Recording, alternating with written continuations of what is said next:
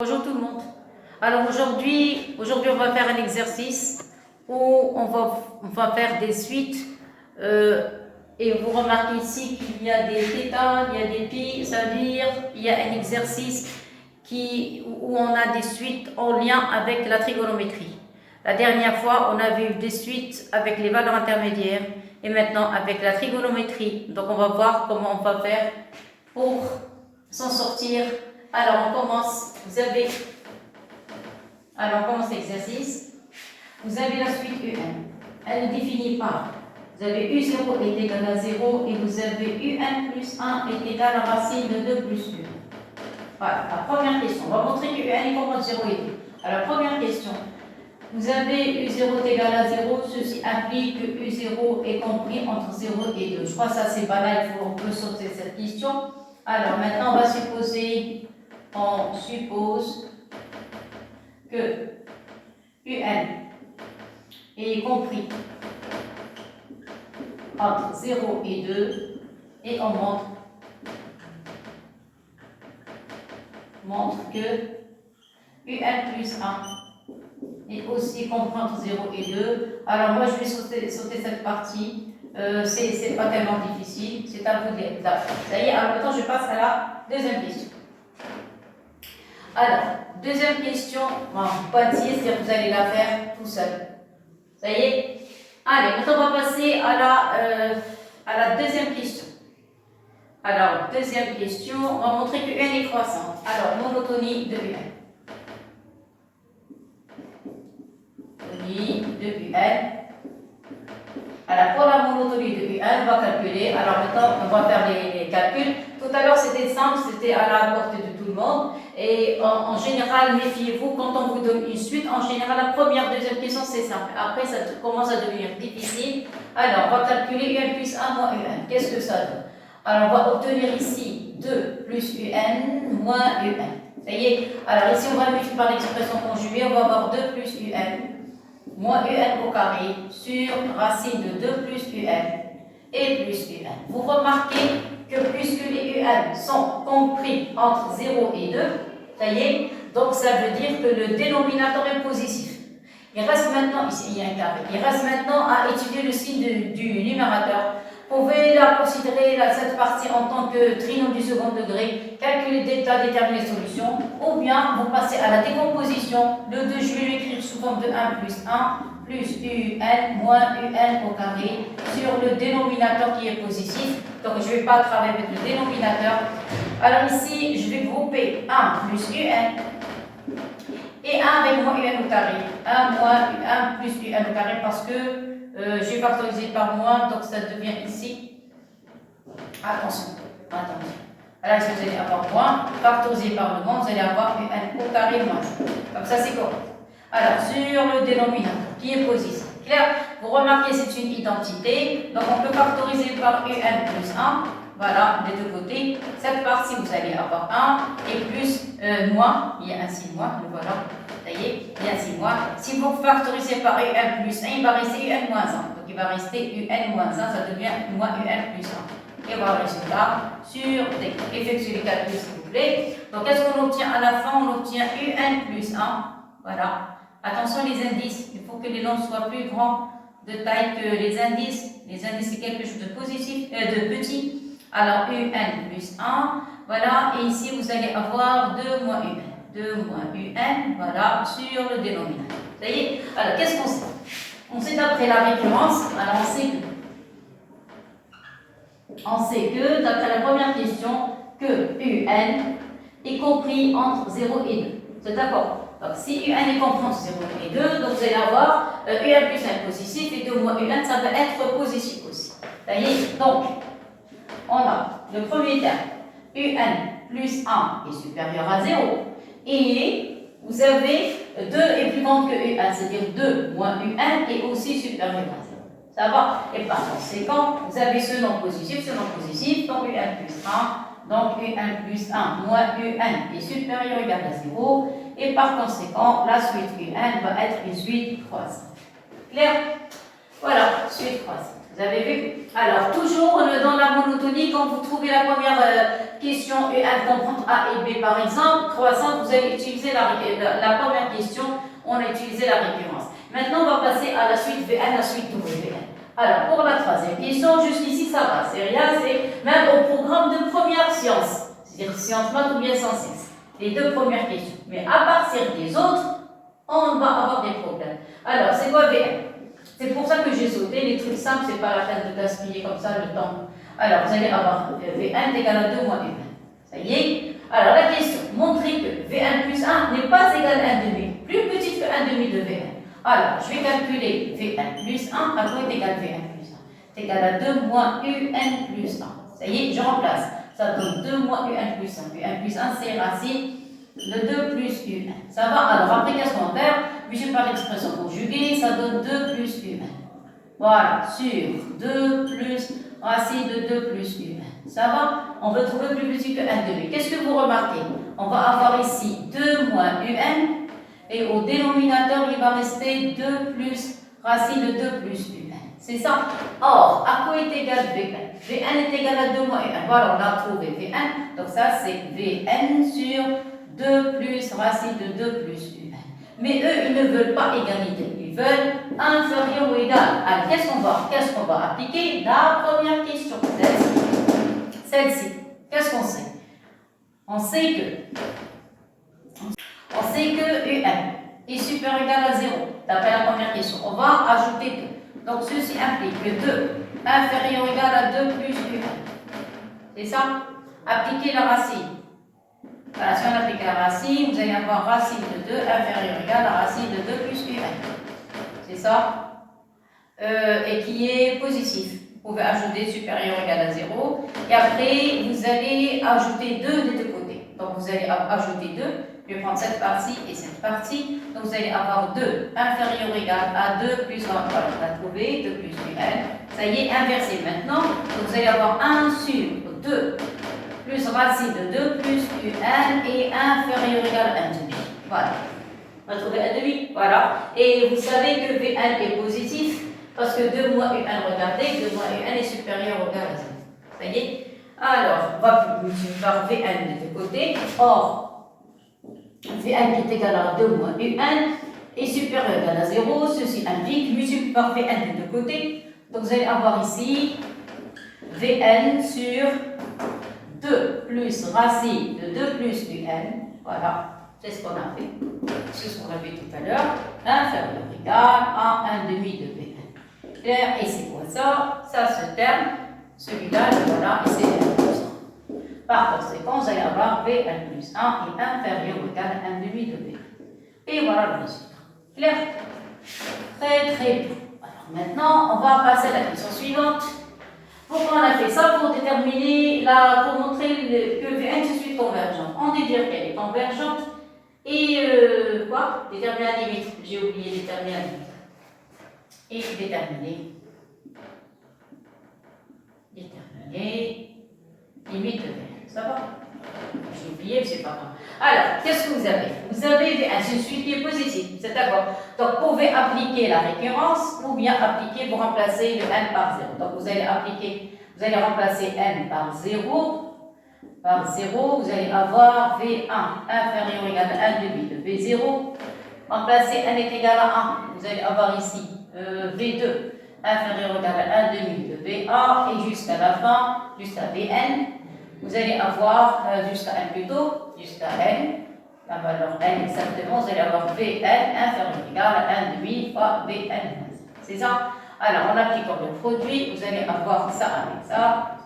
Alors, vous allez avoir des simplifications et il va rester dans cette colonne que Vn inférieur ou égal à 1 demi à la puissance V0. Veuillez écrire correctement. Allez, ici, vous allez avoir 1 demi. Ici, V0, la puissance, c'est de 1 à 1, donc c'est à la puissance 1. Et voilà. Voilà, c'est ce qu'ils ont trouvé. Ou bien, vous allez montrer ça par récurrence. Ou bien,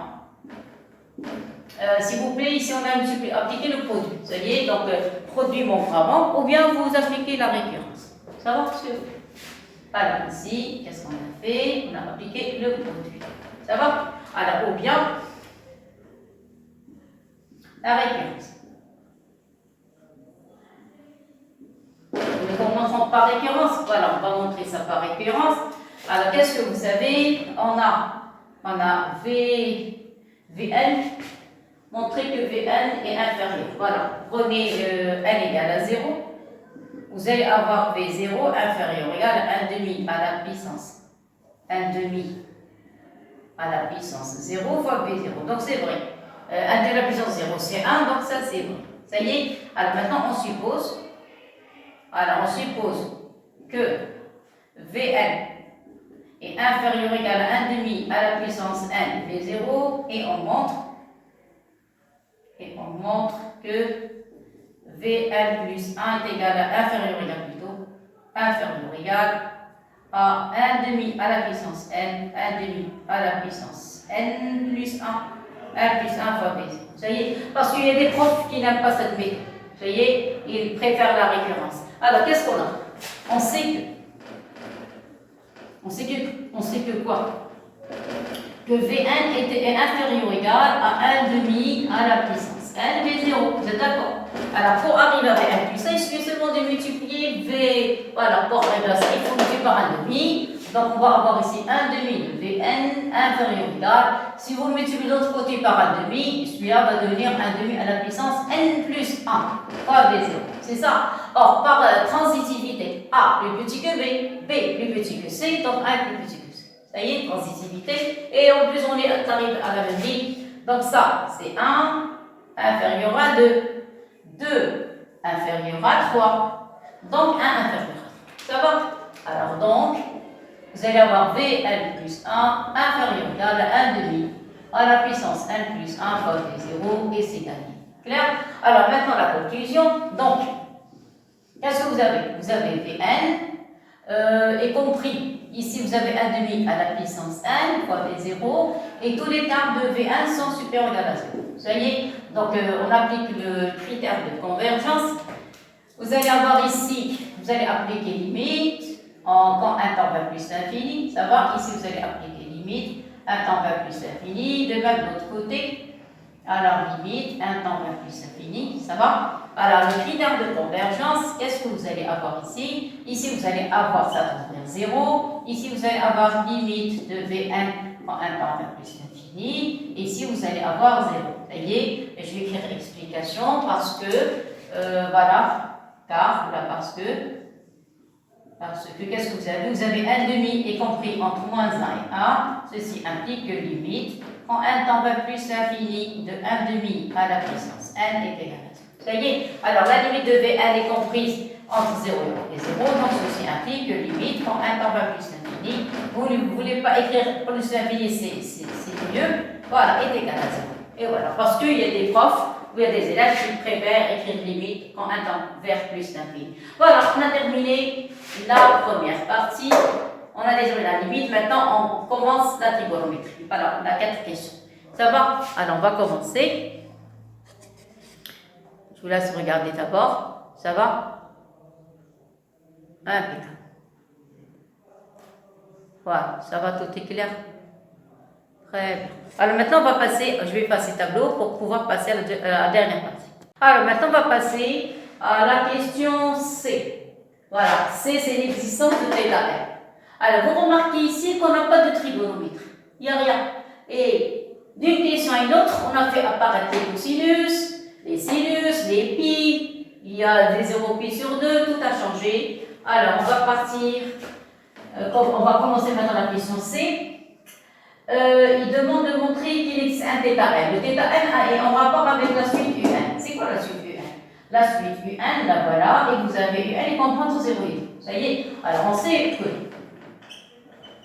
Alors, comme je vous ai dit tout à l'heure, quand vous avez une question, surtout la première, en général, c'est la première, en général, la première question, quand on vous demande de montrer que 1 est compris entre A et B, en général, on utilise souvent ces bandes. C'est ce qu'on va faire maintenant. On sait que, quel que soit un appartenant grand N, ça y est, vous avez UN, qu'est-ce qu'on a? Alors, on a UN est compris entre 0 et 2. Ça va? Très bien. Alors, on sait, en maths, je vais encore ajouter une autre ligne, donc, Si vous divisez un par 2, vous allez trouver 1, ici vous allez trouver 0. Ça y est, frère. Et ça, c'est la clé. La clé, c'est la division par 2. Et on sait, en maths, tout nombre, compris entre moins 1 et 1, peut jouer le rôle de cosinus d'un angle θ, ou bien le sinus d'un angle θ. Ici, vous avez U1 sur 2 comprend entre 0 et 1. Et on sait que les cosinus sont compris entre moins 1 et 1. Maintenant, je vais dessiner un cercle. Voilà, vous avez un cercle. Voilà. Clair?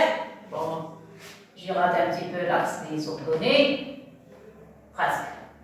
Ça y est. Voilà, l'axe des ordonnées, le voilà. Alors, on veut un cosinus. Un cosinus. Où est la question? Voilà, c'est un cosinus. 0 pi sur 2. 0 pi sur 2, le cosinus varie de 0 jusqu'à 1. Voilà. Alors, ici, vous avez pi sur 2. Ça y est, le cosinus, c'est cette partie. Cette partie, voilà, c'est cosinus θ. Ce θ varie entre 0 jusqu'à 1. C'est le rayon. C'est le cercle trigonométrique. Ça y est, ça, c'est le centre du repère. Et vous avez la longueur, c'est 1. Ça y est, vous avez. Donc, qu'est-ce qu'on a dit? Tout nombre réel, compris entre 0 et 1, peut jouer le rôle d'un cosinus ou bien d'un sinus θ. Alors, nous, qu'est-ce qu'on a? Puisque U1 sur 2 comporte 0, 1, donc, il existe un θn appartenant à l'intervalle 0 pi sur 2. Pourquoi pi sur 2? Parce que vous avez positif, et sur 0 pi sur 2, on a le cosinus positif, et en plus entre 0 et 1. θn tel que, vous allez avoir Un est égal à Un sur 2, bien sûr. Regarde. Voilà, pi sur 2, tel que, vous allez avoir Un sur 2 est égal à cosinus θn. Voilà, parce que c'est Un sur 2 qui est compris entre 0 et 1. Donc, conclusion, vous allez avoir cosinus θn est compris entre 0 et 1. Ça va? Voilà l'existence de θ. Maintenant, qu'est-ce qu'il demande? Il demande, oui, Un. Donc, puisque c'est comme ça, donc, vous allez avoir Un est égal à 2 cosinus θn. Et voilà le résultat. Donc, l'existence de θn comprend, cosinus θn compris entre 0 et 1, θn appartient à 0 pi sur 2, n est égal à 2 cosinus θn. On a terminé avec la question, maintenant on va montrer que Un vérifie cette relation. Alors, comment on va faire pour la trouver? On va appliquer les formules trigonométriques. Ah, ça. Alors, vous avez montré que Un est égal à 2 cosinus θn sur 2. Ça y est, on est sur la question D. Ça y est, question D. D, on veut montrer que Un plus 1 est égal à 2 cosinus θn sur 2. Clair? Bon, c'est quoi Un plus 1? Un plus 1, c'est racine de 2 plus 1. Oh, là, ça donne 2 plus Un, c'est 2 cosinus θn. Alors, 2 cosinus θn. Qu'est-ce que vous remarquez? On peut factoriser par 2. Qu'est-ce qui va rester? Il va rester 1 plus cosinus θn. Ça va? Tout est clair. Et voilà, maintenant je me suis bloqué. Ça y est. Maintenant, je me suis bloqué. Pourquoi? Parce qu'il y a deux sortes de catégories d'élèves. Si vous arrivez à prendre les formules, vous allez trouver le résultat. Si vous n'arrivez pas à apprendre les formules, vous allez rater cette partie. Pourquoi? Alors, un petit résumé de trigonométrie. Sinon, on perd les pédales. Un petit résumé. Vous avez cosinus carré θ est égal à 1 plus cosinus de θ sur 2. Si vous voulez les détails, la première vidéo, j'avais donné un petit résumé sur la trigonométrie et vous êtes obligé d'apprendre les formules une après l'autre parce qu'on va utiliser tout ça une fois on attaque les complexes. Alors, vous avez intérêt à les apprendre par cœur. Donc, qu'est-ce qu'on a dit? Vous avez cosinus carré θ 1 plus cos de 2θ sur 2. Vous avez sinus carré θ est égal à 1 moins cosinus 2θ sur 2. Ça va?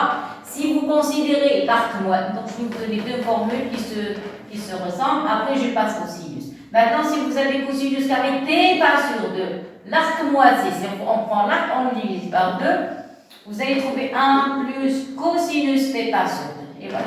Ça, c'est concernant le cosinus. Ça y est, maintenant je vais passer au sinus. Vous avez sinus carré θ. Ça donne combien? Ça donne 1 moins cosinus de θ. La différence entre les deux, c'est le signe positif et le signe négatif.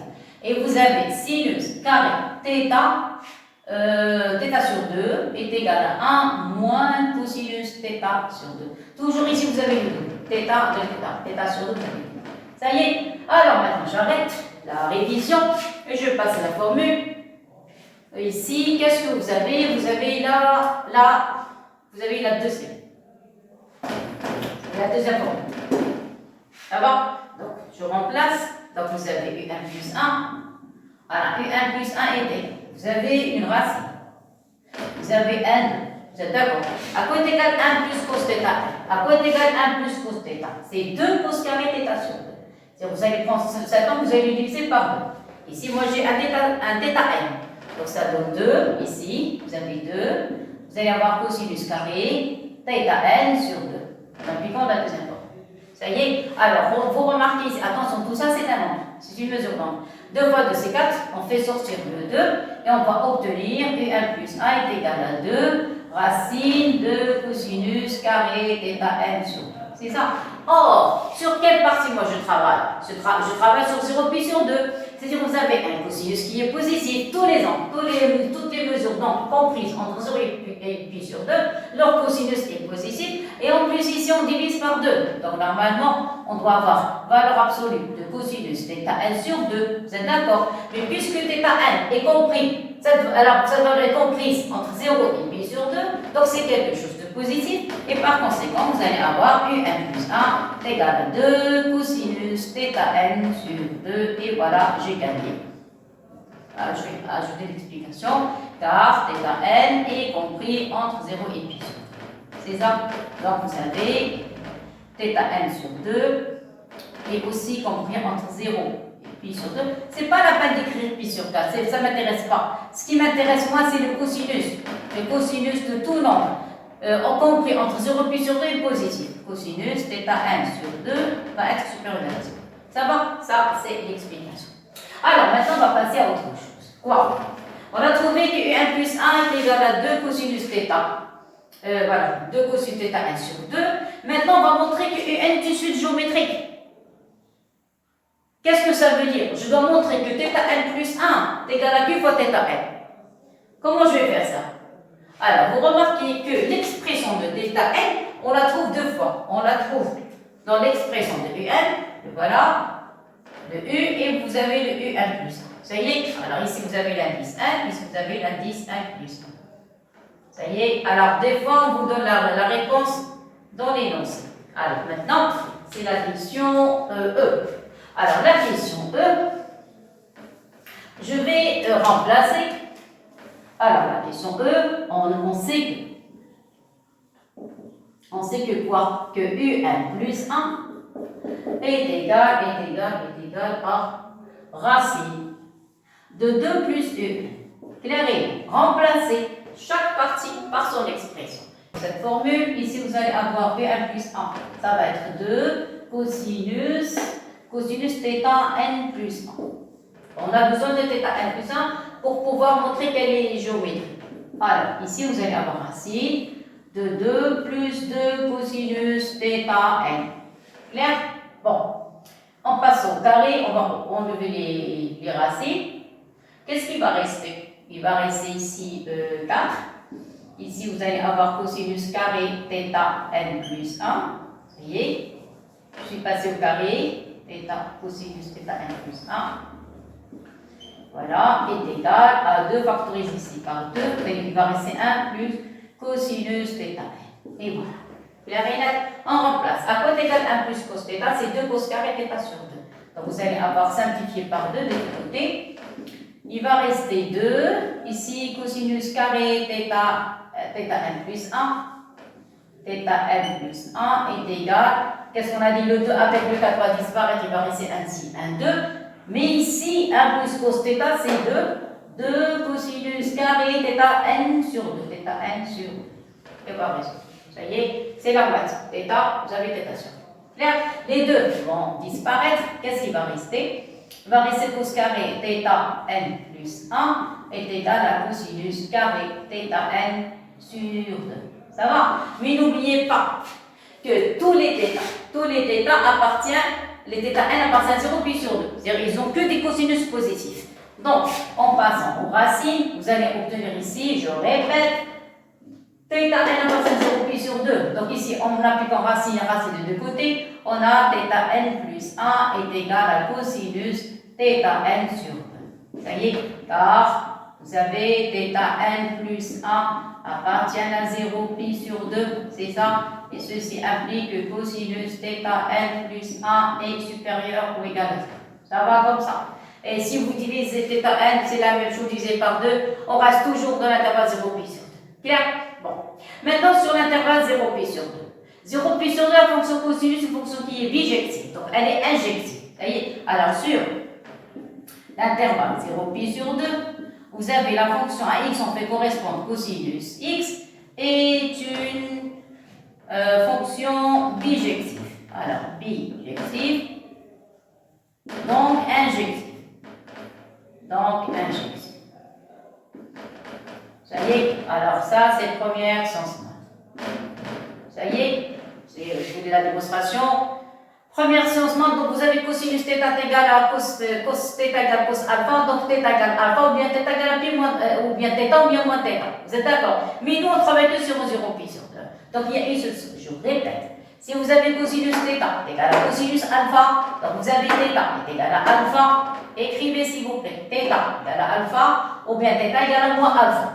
Plus de cas, bien sûr, plus de cas. Mais nous, on travaille que sur 0 pi sur 2. Il y a un seul cas. Lequel? Lequel, c'est on a θ n plus 1 est égal à 1 demi de θ. Cette expression, celle-ci, est égale à celle-ci. Tout simplement. Ça y est, pourquoi? Parce qu'elle est bijective sur 0 pi sur 2 et par conséquent, elle est injective. Regardez le cercle. Regardez ça. Si vous prenez un θ qui se trouve dans le premier cadran, et l'opposé moins θ dans le quatrième, 1, 2, 3, 4, le quatrième cadran, il va avoir le même cosinus. Je vais me placer une mesure donc. Je sais, en général, les élèves ont des problèmes de la trigonométrie. Regardez, si vous prenez un point M, ça va, et faites la projeter sur l'axe des abscisses, après construire sur l'autre côté, et si vous allez avoir un point impré. Alors ici, si vous avez un angle θ, ici, vous avez une mesure d'angle moins θ. Ils ont le même cosinus. Voilà leur cosinus. Vous avez vu? Mais nous, on ne travaille pas de moins pi sur 2, pi sur 2. On travaille 2 sur 0 pi sur 2. C'est-à-dire une seule mesure d'angle qui vérifie la relation. Donc, si vous avez cosinus θ n plus 1 égale à cosinus θ n sur 2, elle est bijective. Donc, en particulier, elle est injective. Et par conséquent, vous avez alpha est égal à θ. Donc, dans notre exercice, θ n plus 1 égale à 1 demi de θ n. Et voilà, on a fait apparaître la raison. Là, voilà. Et voilà, c'est la forme Q. Q. Alors, si vous prenez pas Q θ n, Q θ n. Et voilà. Ça va? Donc, conclusion. Donc, θ n, quoi? Est une suite géométrique.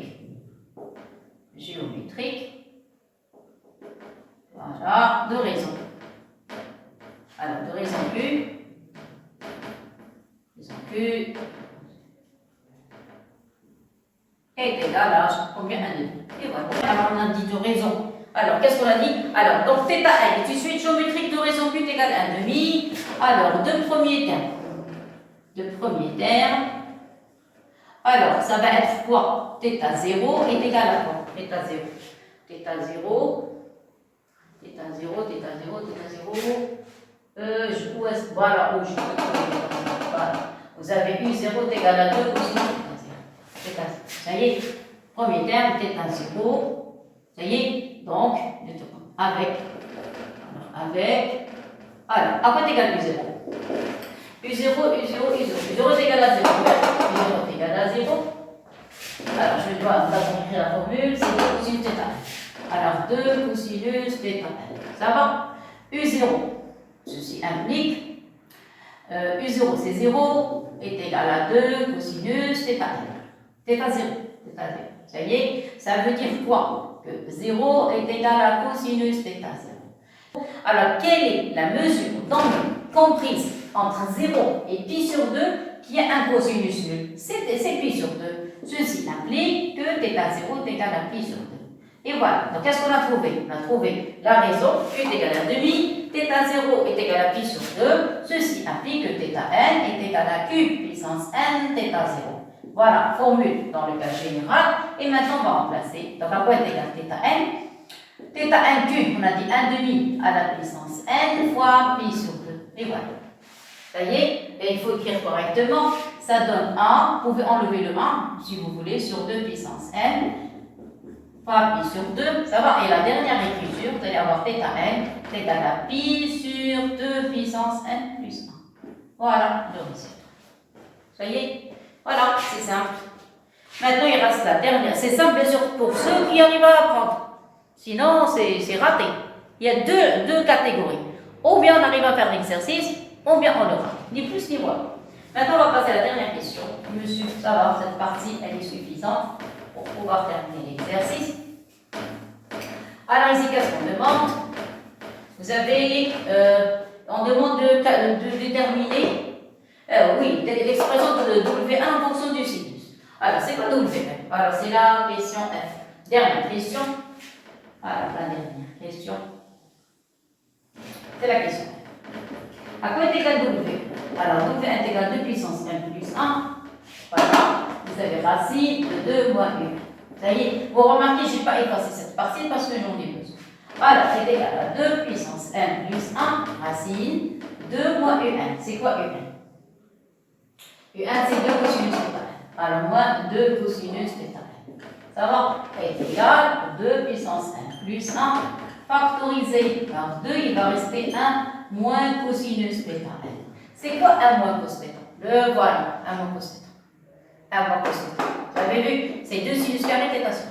Voilà, vous avez vu? Donc, ça donne 2 n plus 1 racine, le premier 2, le voilà, et entre les parenthèses, 1 moins cosinus est égal à 2 sinus carré. 2 fois sinus carré θ n sur 2. Parce que vous utilisez l'angle en 2, la mesure d'angle en 2. 2 fois 2, ça donne 4. On va la faire sortir, alors 1 plus 1, on va faire sortir le 2, parce que 4 racine de 4 c'est 2. Il va rester racine de sinus carré θ n sur 2. C'est ça? Alors ça donne 2 puissance n plus 2. Ici, il va rester sinus θ n sur 2 avec une valeur absolue. Or, θ n appartient à l'intervalle 0 sur 2. Ceci implique que sinus de θ n sur 2 est positif. Vous allez me dire que ici on a θ n, ici on a θ n sur 2. Oui, je sais. Parce que si vous travaillez toujours dans l'intervalle 0 pi sur 2, même si vous divisez par 2, par 4, par 100, par n, ça reste toujours quelque chose, c'est une mesure donc il y a un sinus positif ou bien un cos positif, ça revient au même. Ça y est, donc supérieur égal à 0, ceci implique que Wn, voilà, on arrive aux dernières lignes, on va avoir ici 2 puissance n plus 2, ça y est, et vous allez avoir sinus, qu'est-ce qu'on a dit? 1 demi de θ n exprès, regardez qu'est-ce que j'ai fait, j'ai séparé θ n de 2, du 2 plutôt, ça y est, et pourquoi? Parce que, voilà, c'est pour ça que je n'ai pas effacé le tableau. J'ai utilisé cette relation et je vais utiliser notre exercice. Et voilà, ça y est, je termine maintenant l'exercice, n plus 2, vous allez avoir sinus, ça va? Là-bas, vous avez un demi et le θ n, c'est pi sur 2 puissance n plus 1. Voilà, voilà le θ. Ça y est, vous payez les puissances, faites la somme des puissances, vous allez avoir n plus 2, il va rester sinus, vous allez avoir pi sur 2 puissance n plus 2. Et voilà. 2 puissance n plus 2, ça va? Et vous avez le 2, et ça c'est W. On va voir ce qu'on a trouvé. Voilà, sinus. Pi sur 2 puissance 1 plus 2 en fonction. Donc, qu'est-ce qu'on a ajouté à l'écriture que les deux. Ça y est. Voilà. Et on a terminé l'exercice. Voilà. Alors, ça, c'est un exercice pour embêter les élèves qui ont des problèmes de trio. Voilà. Et pour les autres, il n'y a pas de problème. Ça y est, donc on a terminé le premier exercice, on passe au second. Allez, à l'attaque.